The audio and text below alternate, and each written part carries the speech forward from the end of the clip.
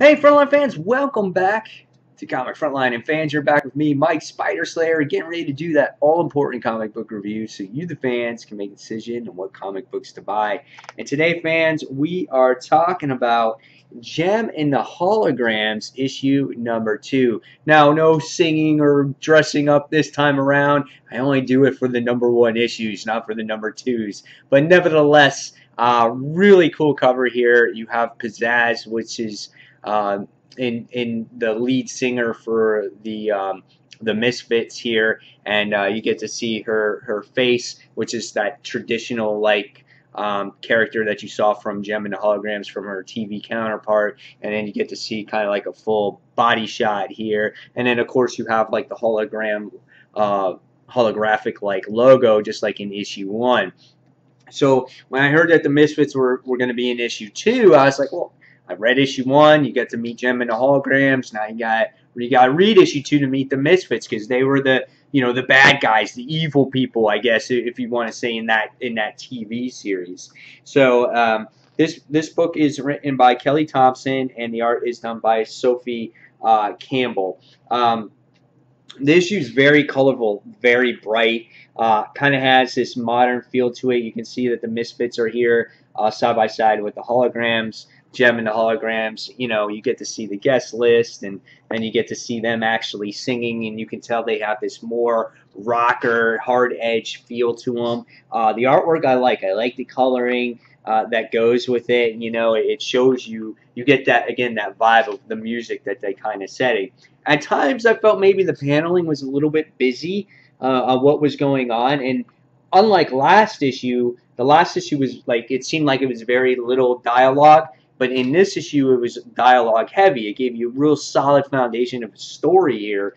And they're very trendy with the whole Twitter situation and being online. Social media is very much a heavy player in this comic book. But they do it to where it's not overwhelming. It's just done just enough. Again, this time you get to see Jem and The Holograms actually do their very first video. And so you get to see a glimpse of that as a reader. So the colors and the artwork and everything in here were good. Really great facial expressions. I really enjoy that. And what I can appreciate from the characters is that they don't make them all beautiful and perfect. They're all different proportions and sizes, and they're not all one-dimensional type of women, which I can appreciate there. It's showing that you don't need to be beautiful to be a great person or to be a great singer and aspire to do the things that you want to do. So I really enjoyed that.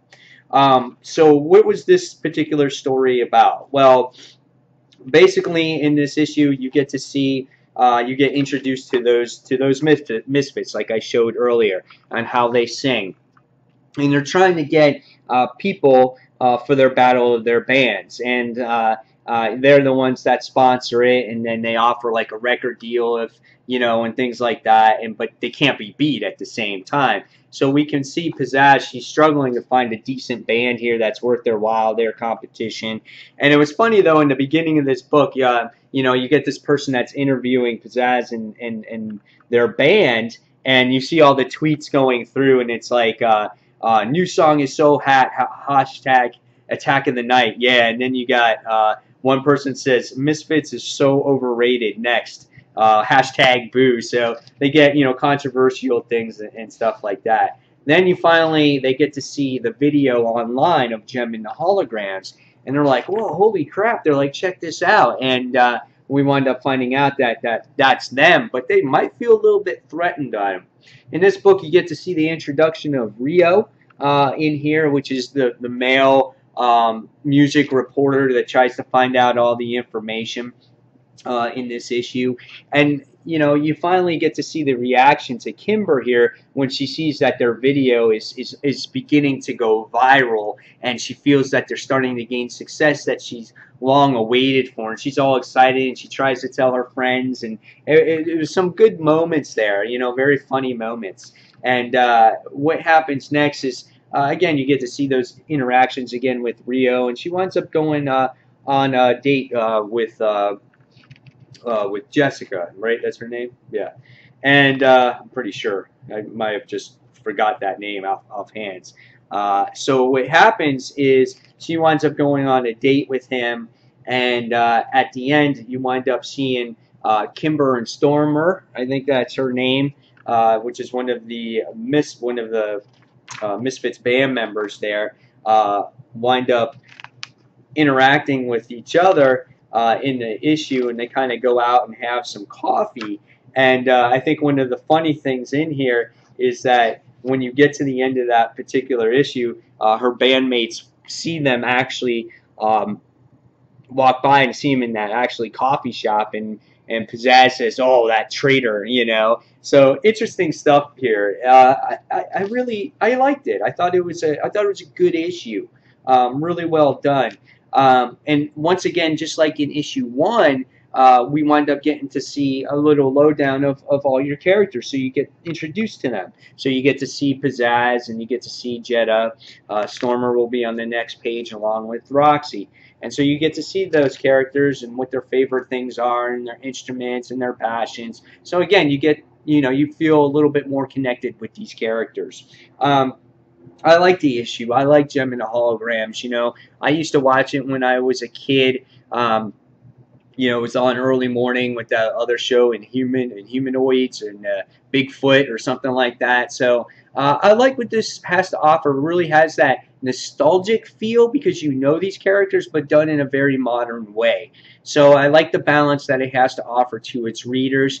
If you've watched Jem in the past, you might want to try this out. You can see what it's like to compare it from the TV show. And if you're a new reader, I think this is the issue where you really get the beginning of a pretty decent story, and it's very trendy, and it's good for new readers to fit in today's society. So after reading this one, I'm going to give this one 4 stars. This is very good. Maybe a little bit over dialogue heavy at times, but nevertheless, it's a decent story, and I enjoyed it, and I can't wait to see how things progress between the Misfits and Jem and the Holograms. So again, 4 out of 5 stars from me. Guys, leave me your comments below and tell me what you thought of Jem and the Holograms. And fans, until that next comic book review, you can check out comicfrontline.com for all kinds of news articles, a whole lot more. You can check out our live show each and every Tuesday, 9 p.m. Eastern Standard Time, right here on YouTube. And if you don't have time to watch us on Tuesdays, you can definitely listen to us now on iTunes, where our episodes are available there for your listening pleasures. So again, fans, as always, thank you for watching Comic Frontline, and until that next comic book review, it's Mike Spider Slayer signing off. Take care, fans. See you soon. Bye.